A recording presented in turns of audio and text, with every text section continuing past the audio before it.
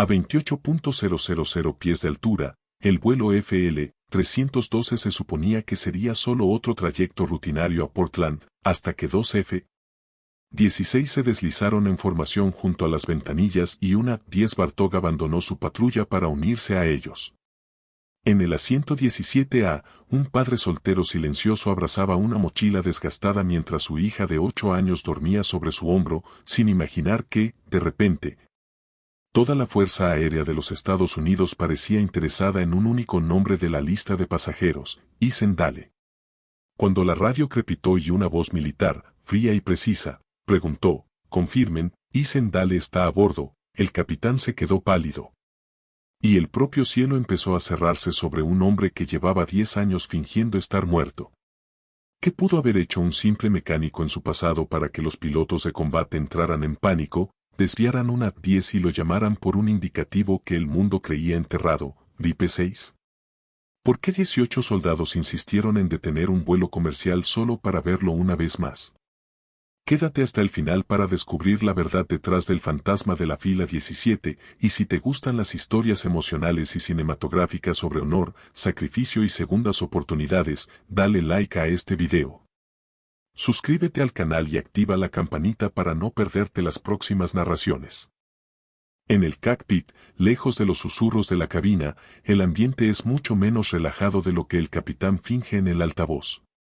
Los instrumentos marcan todo dentro de los parámetros normales, pero el silencio entre el capitán y el copiloto pesa más que cualquier alarma. De pronto, el radio se enciende con un chasquido seco, rompiendo la monotonía del zumbido constante de los motores. Vuelo FL-312, aquí Comando de Defensa Aérea, me reciben, dice una voz seria, sin rastro de cortesía rutinaria. El capitán frunce el ceño y responde de inmediato, acostumbrado a comunicaciones, pero no a ese tono. FL-312 copiando, adelante, responde, intentando sonar tan tranquilo como siempre. La voz al otro lado no pierde tiempo en formalidades y lanza una petición que congela el aire en la cabina. Necesitamos confirmación inmediata de un nombre específico en la lista de pasajeros, ordena. El copiloto intercambia una mirada rápida con el capitán, tratando de descifrar si se trata de una inspección rutinaria. Entendido, responde el capitán, aunque algo en su estómago ya le dice que no es nada normal. El copiloto abre el sistema de manifiesto y empieza a recorrer la lista de nombres con los dedos ligeramente temblorosos. En la pantalla aparecen filas de letras y números, todos pareciendo igual de insignificantes en un mar digital. La voz en el radio elimina cualquier duda de casualidad con la siguiente frase que pronuncia. Buscamos a un pasajero llamado Isen Dale, repito, Isen Dale, dice con precisión quirúrgica. El copiloto traga saliva y, tras unos segundos, encuentra exactamente ese nombre en la fila 17A. Confirmado, Isen Dale, asiento 17A, anuncia, intentando que la voz no le falle. Al otro lado de la línea hay una pausa extraña, demasiado larga para hacer un simple ajuste de frecuencia. El capitán nota que la nuca se le enfría, como si alguien hubiera abierto de golpe una puerta detrás de él. FL-312, mantengan el rumbo actual y no alarmen a los pasajeros, responde por fin la voz. Ninguna explicación adicional llega junto con esa orden, y eso es precisamente lo que más inquieta al capitán. El capitán insiste con un tono más firme, intentando recuperar control de una situación que no entiende del todo. Comando, ¿podemos saber la razón de esta verificación?, pregunta, sin lograr ocultar la tensión. La respuesta, sin embargo, no ofrece alivio, solo añade más sombras a la cabina. De momento, limítese a seguir instrucciones y mantener la calma a bordo, contesta la voz, cortante. El copiloto aprieta los labios y mira por la ventanilla frontal, buscando alguna señal de lo que está por venir. A lo lejos, dos formas oscuras empiezan a recortarse contra el fondo blanco de las nubes, acercándose con rapidez. No tardan en reconocer la silueta afilada de dos F-16, avanzando en formación precisa hacia el avión comercial. El corazón del copiloto late más rápido cuando los cazas se colocan a los lados, igualando velocidad con una facilidad inquietante. Esto no es un ejercicio, murmura para sí mismo, sabiendo que el otro no necesita oírlo para pensar lo mismo. En cuestión de segundos, lo que era un vuelo rutinario se ha convertido en algo que el capitán nunca había visto.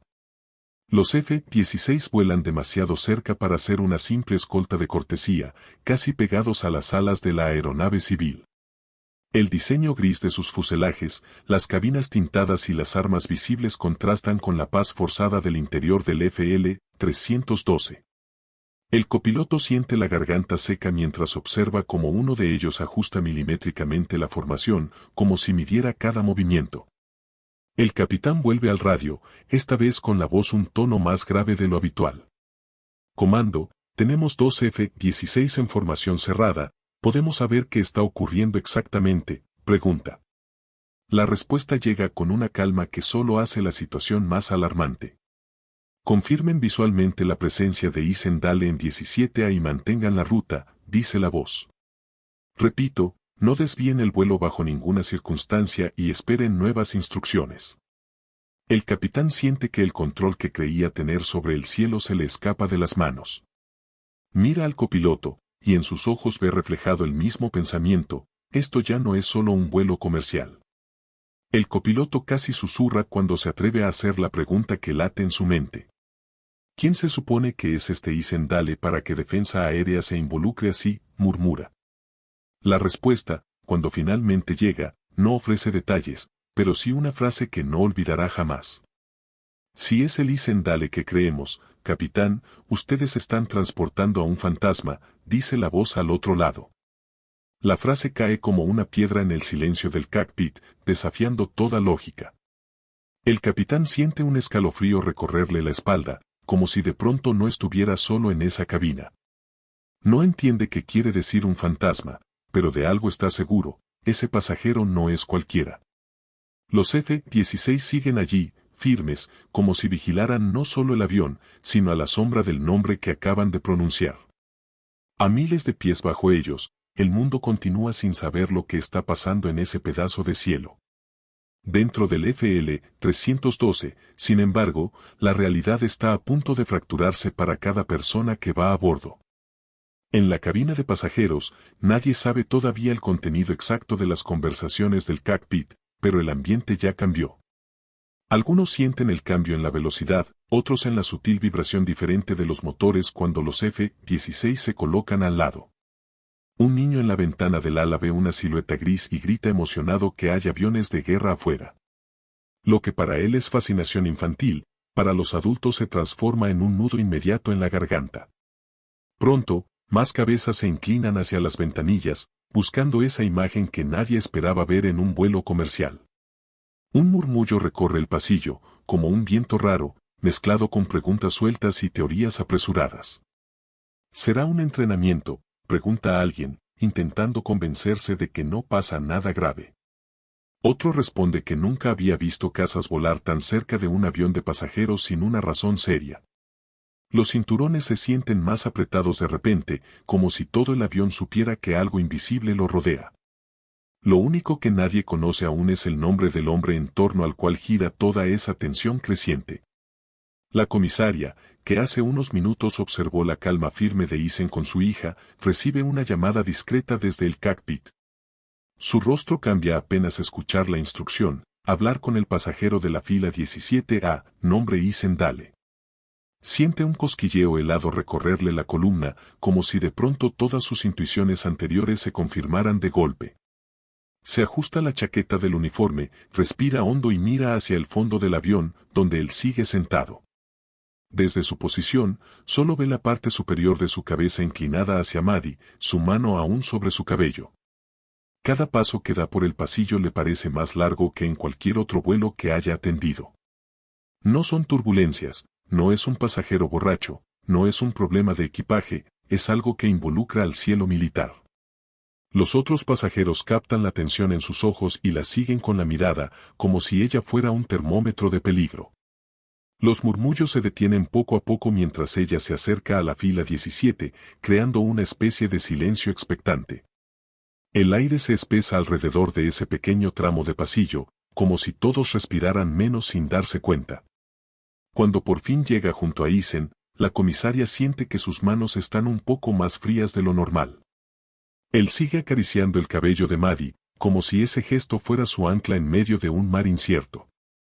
Señor, necesito hacerle una pregunta, dice ella en voz baja, intentando que nadie más escuche. Ethan levanta la vista despacio, con la calma fatigada de alguien que ya ha respondido demasiadas preguntas en otra vida. Su mirada se cruza con la de ella, y la comisaria reconoce al instante la misma dureza silenciosa que había notado antes.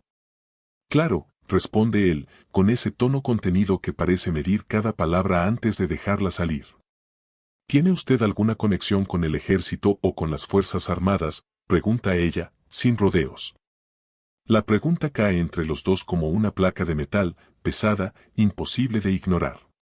El silencio que sigue no es de duda, sino de resistencia, de alguien que sabe exactamente lo que esa respuesta puede despertar. Maddie, medio despierta, clava los ojos en el rostro de su padre, sintiendo que algo importante está a punto de ser dicho.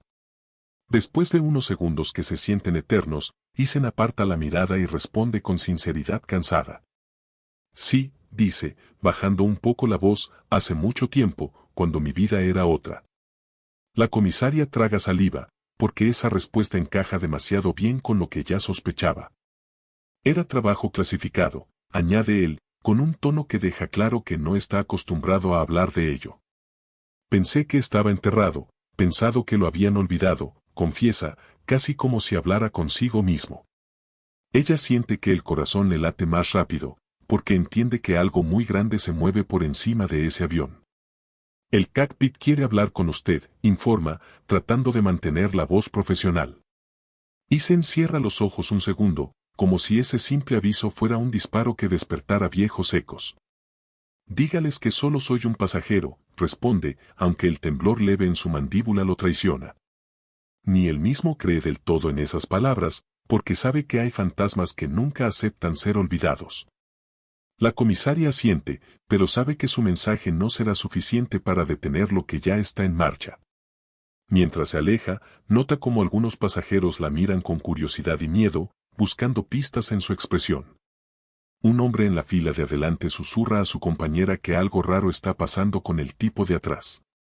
Una mujer pregunta si hay alguna emergencia, pero la comisaria solo responde que todo está bajo control. La frase suena vacía incluso para ella, que la ha repetido decenas de veces en otros vuelos. Alguien más comenta en voz baja que vio casas por la ventana y la palabra militares empieza a circular. Los pensamientos se encienden como fósforos en la oscuridad, iluminando miedos que nadie quería sacar a la luz. En cuestión de minutos, la inquietud se transforma en una especie de vigilancia silenciosa hacia la fila 17. Nadie sabe exactamente qué buscar, pero sienten que la respuesta está sentada junto a una niña de 8 años. Y, por primera vez, Ethan siente que su intento de ser invisible se rompe como cristal fino bajo demasiadas miradas. Lo que empieza como un susurro tímido se convierte en un rumor abierto mientras más ojos se giran hacia Ethan y Maddie. Una mujer de mediana edad, sentada en el centro del avión, mira hacia la fila 17 con el ceño fruncido. Si el ejército está buscándolo, algo habrá hecho, murmura, lo suficientemente alto como para que varios la escuchen. Su esposo intenta pedirle que baje la voz, pero ya es tarde, la sospecha se ha pronunciado en voz alta. La palabra criminal resbala de sus labios casi sin pensar y otros la repiten como si fuera una explicación lógica. Más atrás, un adolescente saca el teléfono, aunque no tiene señal, solo por reflejo de querer grabar algo extraordinario. Y si es un terrorista, le susurra a su amigo, alimentando una historia que no conoce hechos, solo miedos. La idea se esparce rápido entre los asientos, más veloz que cualquier comunicado oficial. Ethan nota la presión invisible sobre su nuca, hecha de miradas, especulaciones y prejuicios. De pronto, dejar de ser visto ya no está en sus manos, por mucho que se encoja en su asiento. El hombre de negocios del incidente del jugo se levanta de su asiento, arrugando el traje como si estuviera preparado para una discusión. Mira a Ethan con una mezcla de miedo y arrogancia, como si hablara en nombre de todos los pasajeros. Si el ejército está detrás de usted, señor, entonces nos está poniendo a todos en peligro, suelta, sin filtro. La frase cae como una chispa en un almacén lleno de gas, inflamando los nervios de quienes lo escuchan. Debería bajar de este avión, o al menos explicar qué está ocurriendo, añade, como si fuera posible simplemente bajar a media altura. Algunos asienten, otros miran al piso, atrapados entre el miedo y la vergüenza de esa exigencia imposible. Una madre abraza a su hijo más cerca del pecho, alejándose instintivamente de la fila 17 como si fuera contagiosa. El murmullo se vuelve un pequeño coro de dudas, que esconde, ¿por qué no dice la verdad? Isen siente como esas palabras se clavan en su espalda, recordándole acusaciones que ya se hizo a sí mismo en otro tiempo. El aire en la cabina se vuelve más denso, como si costara un poco más respirar en cada fila. Maddie se despierta completamente al notar el ambiente raro, los cuerpos tensos y las miradas concentradas. Sus ojos grandes parpadean confusos mientras intenta entender por qué todos parecen hablar de ellos sin decir sus nombres. «Papá, ¿por qué todos nos están mirando?», pregunta en voz baja, con un nudo pequeño empezando a formarse en su pecho. Isen la mira e intenta sonreír, pero la curva de sus labios no logra engañar a sus propios ojos. «Solo hay un poco de confusión, cariño», responde, como si pudiera reducir todo a un simple malentendido. Ella mira hacia el pasillo y ve a la comisaria hablando rápidamente por el interfono, con el rostro serio. Ve también al hombre de negocios de pie, al que recuerda por su comentario duro de antes. «Hicimos algo malo», insiste Maddie, y en esa pregunta Isen siente todo el peso de su pasado. «No, mi amor, tú no hiciste nada malo», responde, con la voz un poquito rota. Pero en silencio se pregunta cuántos errores antiguos han venido a cobrarle factura justo en ese vuelo. Isen rodea a Maddie con un brazo, envolviéndola en un abrazo que intenta ser escudo contra miradas y juicios. Sus dedos le apartan un mechón de cabello de la frente, un gesto pequeño que le recuerda que ella es su razón de estar allí. «Estamos bien, estás conmigo, y eso es lo único que importa ahora mismo», le murmura, acercando su frente a la de ella. Maddie no entiende del todo, pero el tono de su padre siempre ha sido su brújula cuando el mundo se vuelve raro. «¿Nos van a bajar del avión?», pregunta, con un temblor que lastima más a Isen que cualquier balazo del pasado. «No van a separarnos, te lo prometo», dice él, y esa promesa pesa tanto como cualquier juramento que hizo en servicio. Isen siente que la cabina entera lo mira esperando una confesión, una explicación, un detalle que calme sus miedos. Pero si empieza a hablar, teme que los fantasmas que mantuvo encerrados durante 10 años invadan cada rincón de su presente. Mientras el avión sigue avanzando, cada minuto se alarga como si el tiempo mismo dudara de qué lado ponerse. Entre los pasajeros, nadie sabe si están volando hacia un destino turístico o hacia el epicentro de una historia que cambiará sus vidas. La comisaria observa la escena desde unos asientos más atrás, con el corazón dividido entre su deber y su humanidad. Reconoce el pánico injusto que se está gestando, la rapidez con la que las personas señalan sin conocer la verdad. Ha visto antes miradas así, en aeropuertos y salas de embarque, cuando alguien parece no encajar en lo que los demás consideran seguro. Quiere intervenir, pero también sabe que la orden viene de arriba, de voces a las que ella tampoco puede cuestionar. En su mente resuena la palabra fantasma que escuchó a través de una comunicación cruzada del cockpit. No sabe qué significa exactamente, pero intuye que ese hombre cargó con cosas que nadie aquí sería capaz de imaginar. Mientras reparte mantas y trata de mantener las sonrisas de protocolo, sus pasos siempre vuelven a alinearse con la fila 17. Siente que ese padre solitario, con las manos de mecánico y la mirada de soldado, está en el centro de algo mucho más grande. Y, de algún modo, comprende que el miedo de los demás no es nada comparado con los miedos que él lleva por dentro. Lo que nadie en esa cabina sospecha es que, muy pronto, el cielo mismo va a hablar por él. En el cockpit, el radio ya no suena como una herramienta rutinaria de navegación, sino como una línea directa a una guerra invisible. El capitán intenta mantener el control, pero cada nueva transmisión refuerza la sensación de que el vuelo ya no le pertenece del todo. Vuelo FL-312, aquí Comando de Defensa Aérea, mantengan su altitud actual y rumbo hacia el punto designado, ordenan. El copiloto revisa el mapa digital y nota que el punto designado coincide con la proximidad de una base militar importante. No es un desvío extremo, pero sí lo suficiente como para entender que han entrado en una coreografía que ellos no eligieron. Necesitamos más información, comando, insiste el capitán, sabiendo que ya es demasiado tarde para dar marcha atrás. Silencio, otra vez ese silencio que parece más pesado que cualquier ruido de estática. Cuando la voz regresa, suena distinta, más grave, con el peso de alguien acostumbrado a mandar en situaciones críticas. A partir de ahora, hablará con el coronel Reynolds, comando de combate aéreo, anuncia el radio. El nombre deja claro que esto ha superado con creces cualquier protocolo civil.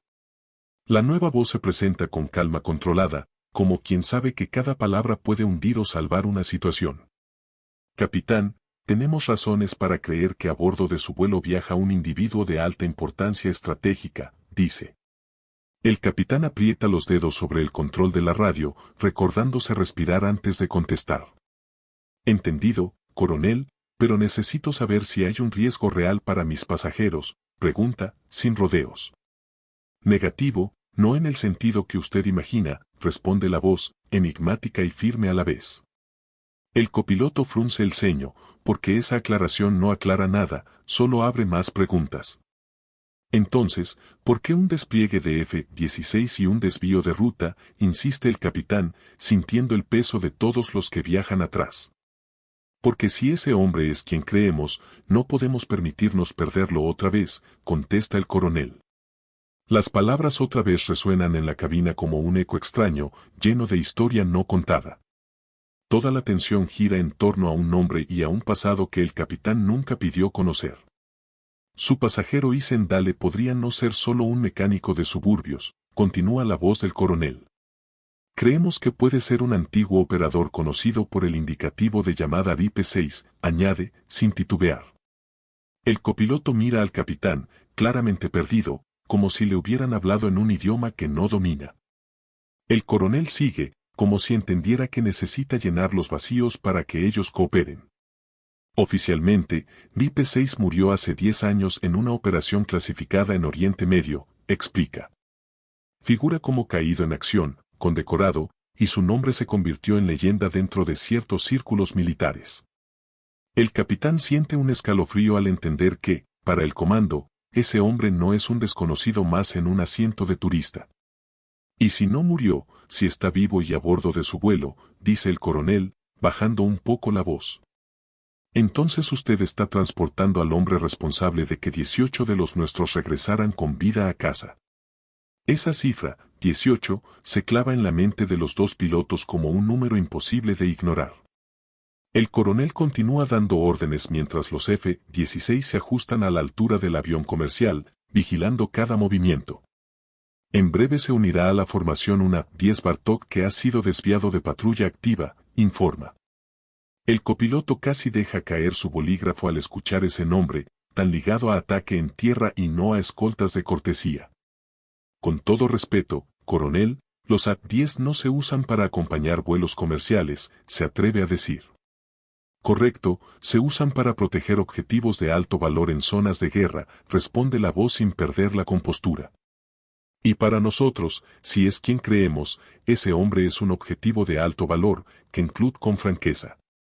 El capitán mira por la ventana del cockpit justo cuando la silueta robusta de la 10 aparece entre las nubes. El avión de ataque, con su nariz característica y la sensación de potencia contenida, se alinea con el FL-312. Por un momento, la escena parece casi irreal, una aeronave de pasajeros rodeada por máquinas de guerra. Lo que nadie en la cabina entiende aún es que todo eso no llegó para destruir, sino para saludar a alguien que creían muerto. En la cabina de pasajeros, el caos emocional ya es difícil de contener cuando el A-10 se hace visible por las ventanillas. Un murmullo más alto recorre el avión, esta vez lleno de miedo directo, sin disfraces de curiosidad. Ese no es un avión normal, dice alguien, con la voz temblando, recordando imágenes de noticieros y documentales de guerra. Una madre cubre los ojos de su hijo pequeño, aunque él intenta apartar sus manos para mirar mejor. El hombre de negocios, que hace unos minutos exigía respuestas, ahora parece no saber qué hacer con su propio miedo. Personas que nunca pensaron en términos militares empiezan a preguntarse si están en el centro de un conflicto que no comprenden. La comisaria camina por el pasillo tratando de pedir calma, pero sus propias manos delatan que ella tampoco la siente. Por favor, permanezcan sentados y con los cinturones abrochados, repite, como si aferrarse al protocolo pudiera salvarlos. Maddie aprieta el brazo de su padre cuando ve la enorme sombra de la 10 recortándose contra las nubes. Papá, ese avión da miedo, susurra, y él quisiera decirle que no, pero tampoco puede mentirle del todo. De pronto, el sistema de audio del avión emite un pequeño crujido que hace que todos se callen de golpe. Están acostumbrados a escuchar la voz del capitán por allí, pero lo que viene esta vez no suena a anuncio rutinario. Pasajero Isen Dale, se escucha, con un acento militar claro y una seriedad helada. Habla Viper 2A1, F-16 de escolta, continúa la voz, ahora resonando en cada rincón del fuselaje. Cada pasajero se queda inmóvil, como si el aire mismo hubiera cambiado de densidad. Nadie se atreve a moverse, ni siquiera los niños que antes se retorcían inquietos en sus asientos.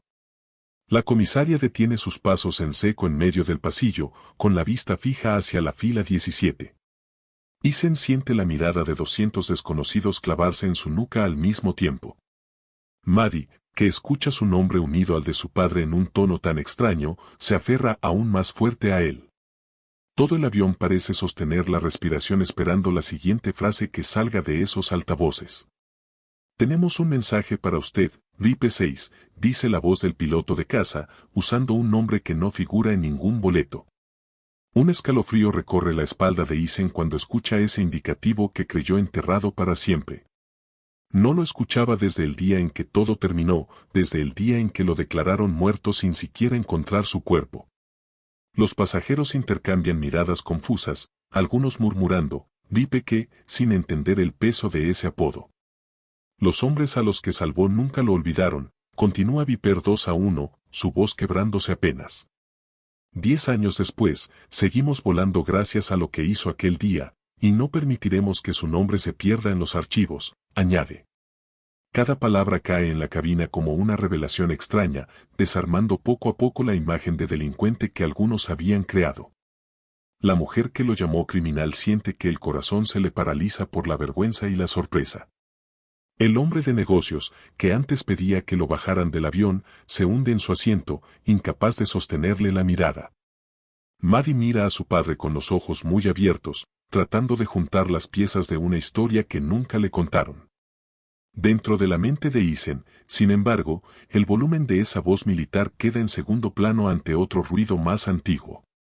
El crujido de disparos, el zumbido del viento en una torre medio destruida, el eco de gritos que nunca logró olvidar.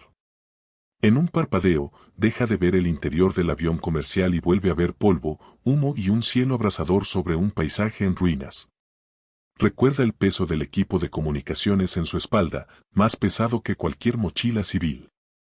Recuerda el sabor metálico de la sangre en su boca cuando una explosión cercana lo lanzó contra una pared rota. Recuerda la sensación de que cada paso hacia adelante era una negociación directa con la muerte. Ahora, sentado junto a su hija, esas memorias irrumpen con la fuerza de una tormenta que llevaba años conteniéndose. Maddie le pregunta en voz baja qué significa todo eso, quién es Ripe 6 y por qué todos lo miran así. Isen intenta encontrar palabras, pero el pasado y el presente chocan con tanta fuerza que solo atina a decir su nombre. Su silencio dice mucho más que cualquier explicación rápida podría ofrecer en aquel momento. Los pasajeros más cercanos alcanzan a oír partes de esa comunicación, fragmentos que dan forma a un cuadro diferente. Salvó 18 vidas, repite alguien, casi sin creerlo, recordando una de las frases que salió por los altavoces. Otro menciona que escuchó algo sobre una zona de muerte y una torre de comunicaciones destruida. La mujer que lo llamó criminal se lleva las manos a la boca, con los ojos llenos de lágrimas y vergüenza. El hombre de negocio se pregunta en silencio cuánto daño se puede hacer juzgando a alguien por apariencia y silencio. El anciano del gorro de veterano observa todo con una mezcla de respeto y tristeza, reconociendo señales que otros no ven. La comisaria siente que las piezas empiezan a encajar, la mirada, la calma bajo presión, el instinto de protección. Ni siquiera necesita conocer cada detalle para entender que ese hombre no encaja en las etiquetas simples de culpable o inocente. En lugar de un peligro, empieza a verlo como alguien que cargó con demasiado solo, durante demasiado tiempo. Lo que aún falta por revelar es la historia completa detrás de ese nombre que ahora resuena en todo el cielo. En el cockpit, el rostro de Eason se refleja tenuemente en los cristales mientras sostiene el auricular de comunicación de la cabina. Frente a él, la pantalla muestra la imagen del piloto del A-10, un hombre joven, con el rostro marcado por el polvo y el cansancio. Cuando lo ve, los ojos del piloto se agrandan como si estuviera contemplando un fantasma de carne y hueso. «Santo, es usted de verdad», susurra, olvidando por un momento todo protocolo de radio. «VIP-6 está vivo», dice después, como si necesitara escucharse a sí mismo para creerlo. Eason siente que el título le queda lejos, como un uniforme que ya no usa y que dejó cicatrices invisibles en su piel. «No soy ese hombre ya», responde, con una voz apenas más alta que un suspiro cansado. «Lo fue el tiempo suficiente», replica el piloto, recobrando un poco la compostura, como para cambiar el destino de 18 vidas. La conversación se vuelve un puente entre dos tiempos, el día del infierno y este vuelo que no debería haberlo alcanzado. Y, poco a poco, la historia que Eason intentó enterrar en el desierto vuelve a levantarse. El piloto de la A-10 menciona el nombre de la operación como si abriera una carpeta sellada en la memoria de todos. Operación Iron Resolve, montaña cerca de la frontera siria, dice, y Eason vuelve a sentir el calor seco de aquel lugar. Un equipo de rescate quedó atrapado en un valle estrecho, rodeado por fuego enemigo desde varias posiciones elevadas. 8 operadores de fuerzas especiales y 10 miembros de apoyo técnico, 18 personas con familias esperándolos en casa. La torre de comunicaciones había sido destruida en el primer ataque, dejándolos aislados del apoyo aéreo y de cualquier coordinación. Los drones no podían ver el terreno completo, los satélites estaban parcialmente bloqueados por interferencia electrónica hostil. Desde el cielo, los pilotos sabían que había hombres suyos abajo, pero estaban, literalmente, volando a ciegas. En tierra, la munición se acababa, y los informes posteriores dirían que tenían minutos antes de ser completamente superados. Era cuestión de tiempo para que todos murieran allí abajo, dice el piloto, con la voz cargada de aquella impotencia vieja. Y fue entonces cuando, según él, alguien tomó una decisión que nadie esperaba. Alguien corrió hacia la zona de muerte sin autorización directa, solo con un equipo de comunicaciones improvisado, continúa el piloto. Eason recuerda cada paso sobre el terreno lleno de escombros y restos de paredes derrumbadas, más vívidamente de lo que quisiera. Las balas golpeaban las estructuras a su alrededor, arrancando pedazos de cemento y levantando nubes de polvo abrasivo. Sabía que cualquier impacto directo podía acabar con todo antes de que siquiera tocara los cables correctos. Subió por una torre medio demolida, con el metal crujiente protestando bajo su peso y el viento cargado de humo en la cara. Cada peldaño subido era un desafío a la lógica, una pregunta directa lanzada a la muerte sobre si aceptaba el reto. En su oído, las voces del equipo atrapado seguían llegando cortadas, pidiendo coordenadas, refuerzos, algo. Él sabía que sin restablecer la comunicación, ningún milagro iba a ocurrir desde el cielo. Al llegar a lo alto de la torre, sus manos sangraban por cortes de metal y plástico roto. Fue allí donde empezó a reconectar cables bajo fuego, apostando su vida a 90 segundos de señal limpia. El piloto de la A-10 explica que esos 90 segundos de comunicación cambiaron toda la operación. Fue poco más de 1 minuto y medio, dice, pero bastó para que nuestros sistemas recibieran coordenadas claras. Los F-16 pudieron finalmente ver el mapa completo del infierno que se desarrollaba bajo ellos. Marcaron posiciones de ametralladoras, nidos de francotiradores y lanzadores de RPG con una precisión brutal. El A-10 entró después, descargando fuego sobre los puntos exactos donde el enemigo los tenía acorralados. En términos fríos de informe, se diría que se neutralizaron amenazas esenciales en un corto intervalo de tiempo. En términos humanos, significa que 18 hombres dieron un respiro colectivo sin aún saber quién lo había hecho posible. Cuando el equipo salió vivo de allí, juraron que nunca olvidarían al técnico que subió a la torre, cuenta el piloto. Solo que, cuando volvieron al lugar para recuperarlo, ya no estaba donde lo habían visto por última vez. Encontraron sangre, casquillos y un radio destrozado, pero ningún cuerpo al que darle funeral. Con esos restos, los informes concluyeron que Ripe 6 había muerto cumpliendo su misión y así quedó registrado para el mundo militar.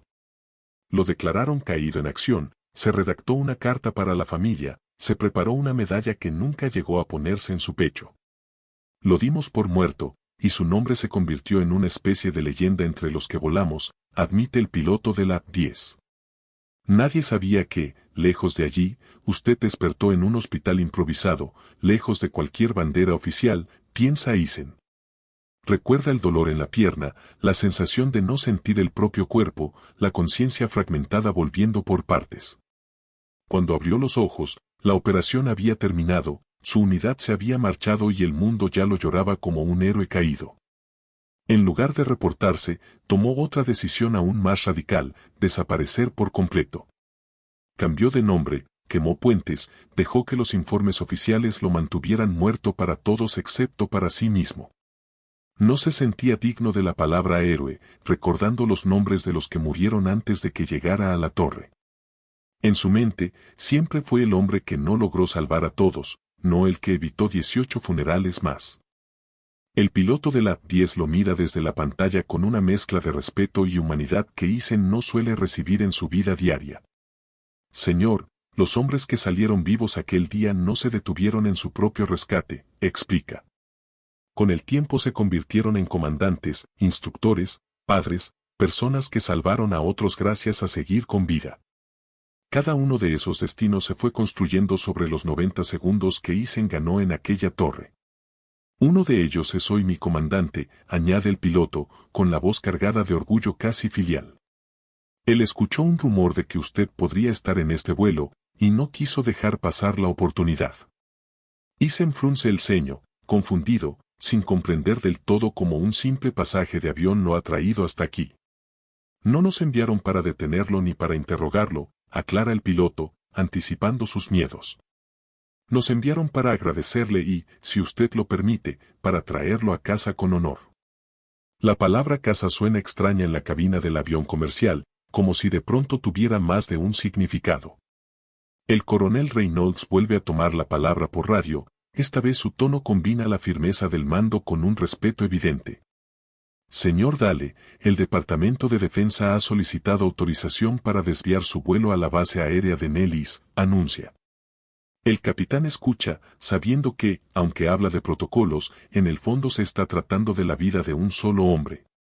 Desean rendirle honores formalmente, algo que nunca pudieron hacer porque lo creían muerto, añade el coronel. Eisen siente que el mundo vuelve a pesarle sobre los hombros, esta vez no como proyectiles, sino como expectativas. Yo no quiero honores, responde, con una sinceridad que casi duele, solo quiero paz para mi hija y para mí. El coronel guarda silencio unos instantes, como si midiera la respuesta antes de soltarla. Entendemos eso, pero esos 18 hombres necesitan ver con sus propios ojos que usted está vivo, replica. Necesitan cerrar un capítulo que lleva abierto una década y darle las gracias cara a cara, continúa. Entre las palabras militares, Eisen alcanza a escuchar algo profundamente humano, la necesidad de sanar. Mientras la conversación continúa en el cockpit, fragmentos de lo que se dice llegan a la cabina de pasajeros. El sistema de audio filtra frases sueltas, salvó 18 vidas, operación clasificada, lo dimos por muerto. La mujer que lo acusó de ser un criminal siente las lágrimas correrle por las mejillas sin poder detenerlas. El hombre de negocios baja la mirada, avergonzado por haber exigido que lo bajaran del avión.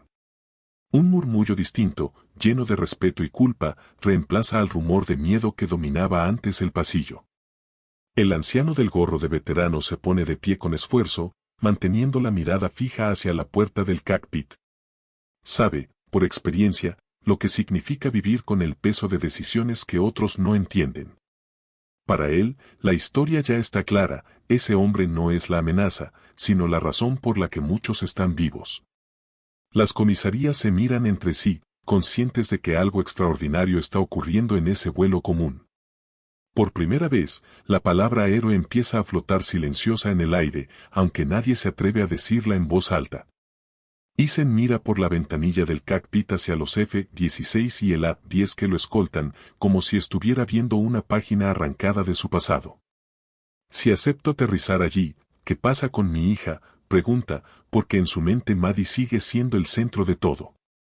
Ella seguirá con usted en todo momento, señor, asegura el coronel. Este no es un arresto, es un recibimiento. Isen se queda en silencio, pensando en las noches en que se despertó sudando por recuerdos que no lograba apagar.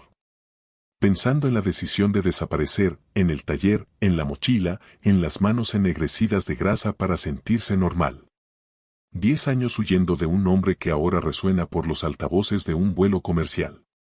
10 años evitando cualquier contacto con su antigua vida, por miedo a lo que reflejaría en la mirada de su hija.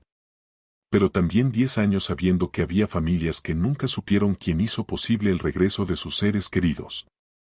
Al final, respira hondo, como quien se lanza desde un borde que evitó durante demasiado tiempo. Está bien, dice al fin, aterrizaremos, pero solo por una hora, luego llevaré a mi hija a casa. Cuando el avión desciende entre las nubes y aparece la base aérea de Nellis debajo, la vista desde las ventanillas cambia por completo.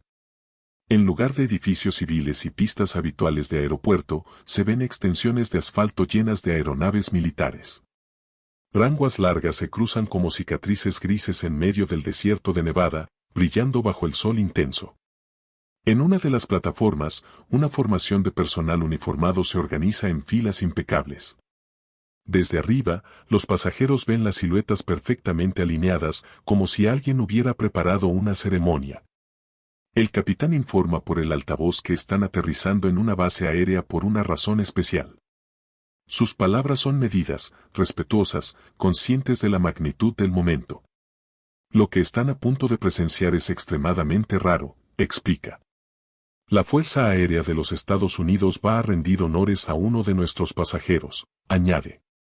Pide, con calma, que todos permanezcan sentados y respeten las indicaciones al llegar a tierra.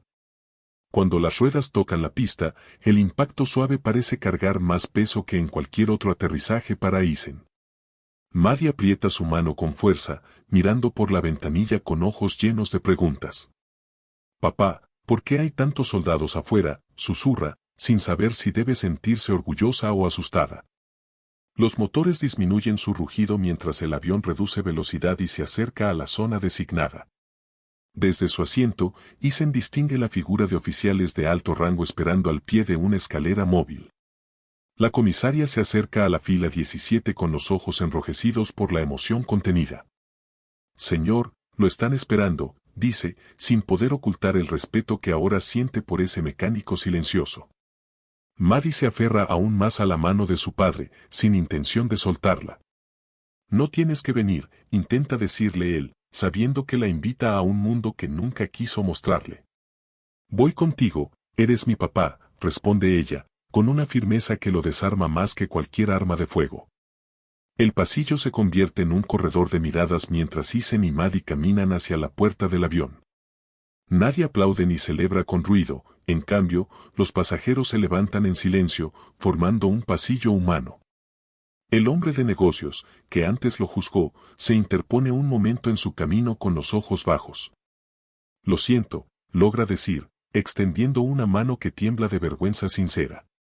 Isen la estrecha brevemente, no por él, sino porque su hija está mirando. Juzgue mejor la próxima vez, responde, sin dureza, pero con una verdad que el otro no olvidará. La mujer que lo llamó criminal baja la cabeza y se aparta un paso, dejándole espacio para pasar. El anciano del gorro de veterano se acerca lo suficiente para cuadrarse en un saludo militar impecable. Isen, casi por reflejo, le devuelve el saludo, sintiendo que una parte de sí mismo despierta de un largo sueño. Luego toma aire y cruza la puerta, saliendo al sol abrasador de Nevada con Maddie pegada a su costado.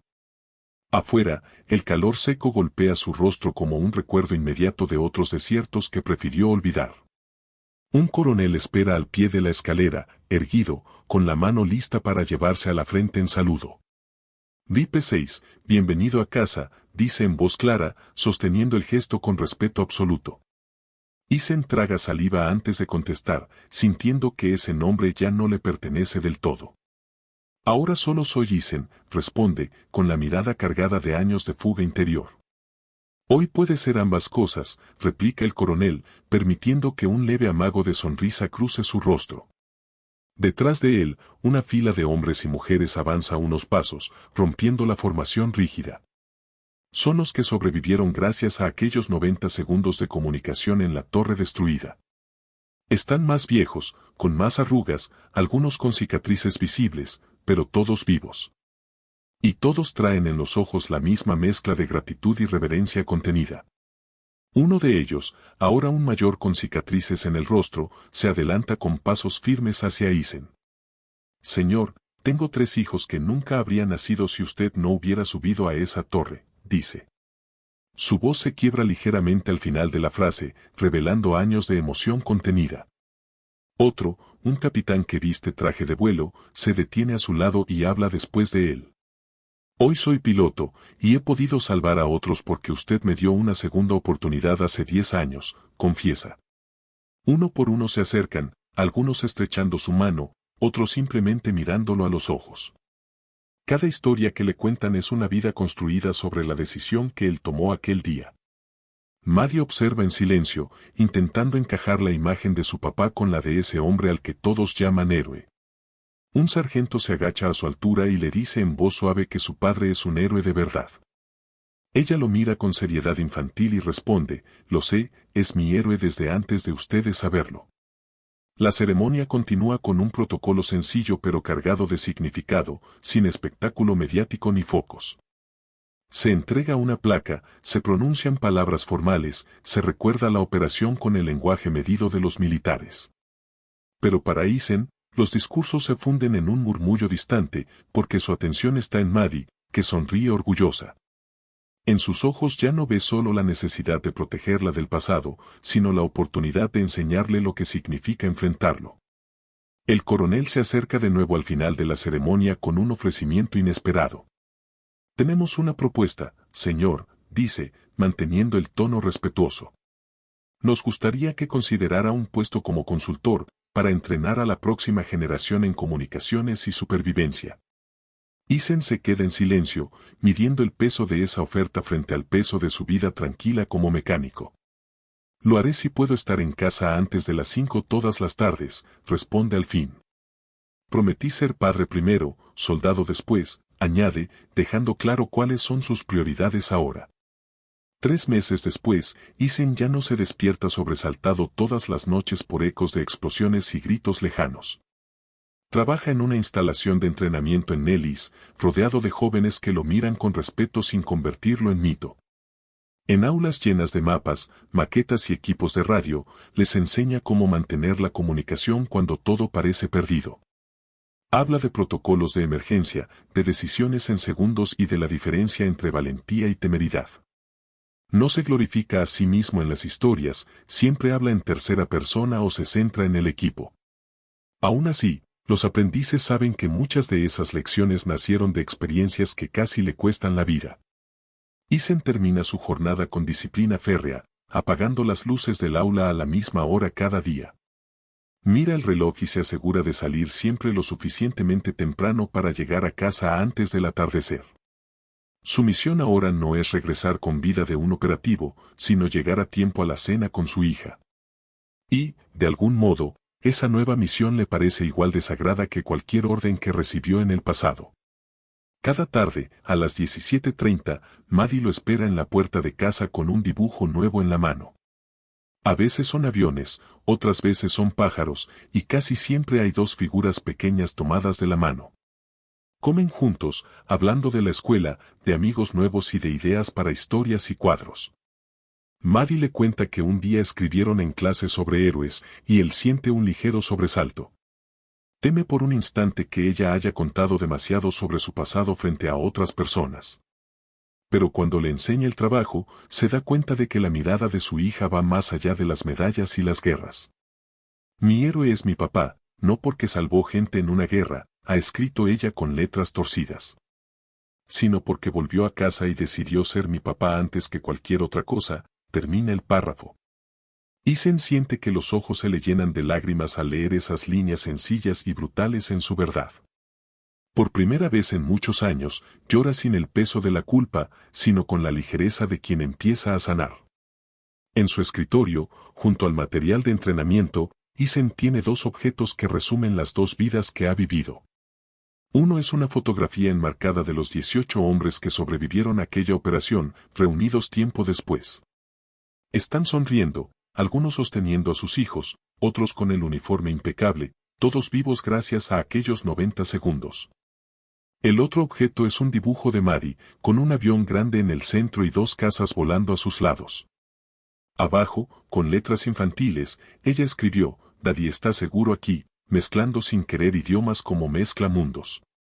Para él, ese papel vale más que cualquier premio oficial, porque resume por qué decidió seguir adelante cuando pudo rendirse.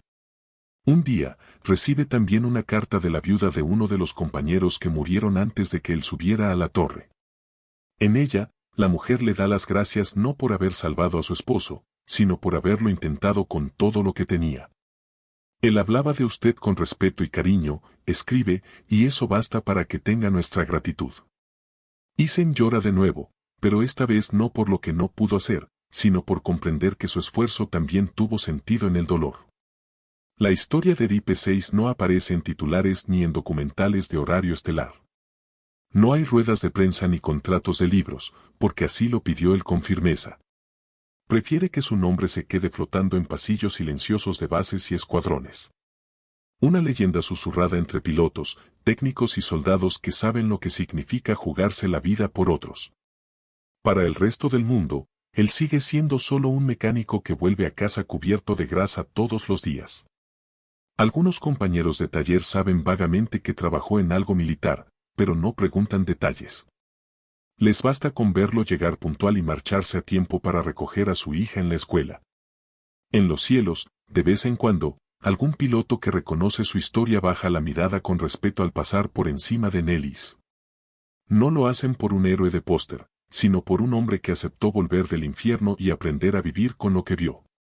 Y, sobre todo, por alguien que eligió que su mayor victoria fuera estar presente en la vida de su hija. En las mañanas tranquilas, cuando el sol apenas empieza a pintar de oro los techos de la ciudad, Isen prepara panqueques para Maddie. Es una rutina simple, casi mundana, que contrasta brutalmente con los días en que contaba segundos para que llegara apoyo aéreo. Mientras mezcla la masa, escucha a su hija hablar sin parar de nuevos proyectos, tareas, amigos y sueños coloridos. Cada frase cotidiana pesa más, en el mejor sentido, que cualquier orden gritada por radio en mitad de una operación. En la estufa, el sonido del panqueque al caer sobre la sartén es el único disparo que quiere seguir oyendo. La mochila que antes cargaba equipos ahora a veces lleva solo lápices de colores y cuadernos de dibujo. El uniforme que viste con más orgullo no tiene camuflaje, sino manchas de harina y rastros de aceite del taller. Maddie, sin saberlo del todo, se convirtió en la misión más importante y permanente de su vida. Una misión que no termina en un informe, sino en noches de cuentos y risas antes de dormir. Y, por primera vez, Isen siente que está exactamente donde debe estar. Un día, llega por correo un paquete del Departamento de Defensa que se había estado retrasando una década.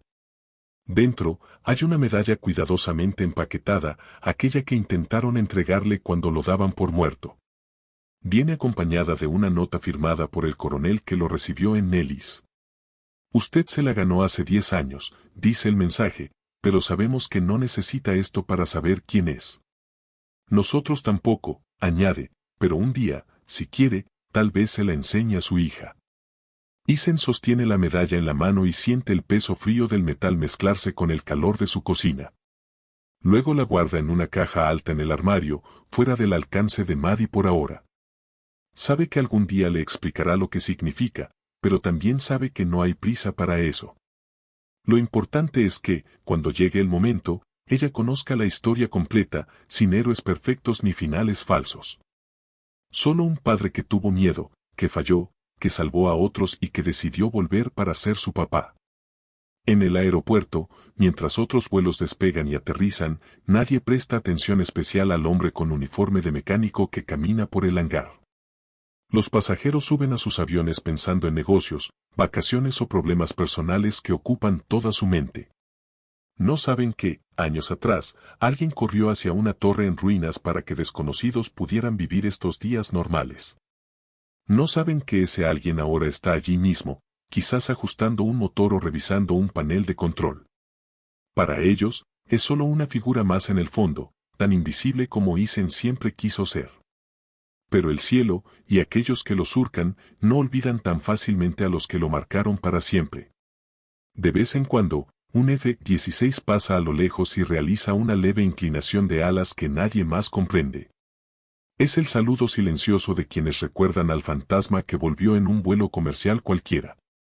El mismo hombre que, un día, fue llamado Ripe 6 y que hoy responde simplemente al nombre de papá. Porque, al final, la mayor victoria no fue sobrevivir a la guerra, sino volver a casa y elegir vivir para lo que realmente importa. Si esta historia tocó algo dentro de ti, no la dejes aquí arriba en el cielo. Dale like a este video, suscríbete al canal y activa la campanita para recibir más relatos llenos de emoción, honor silencioso y segundas oportunidades. Tu apoyo nos ayuda a seguir contando historias de personas comunes que cargan vidas extraordinarias.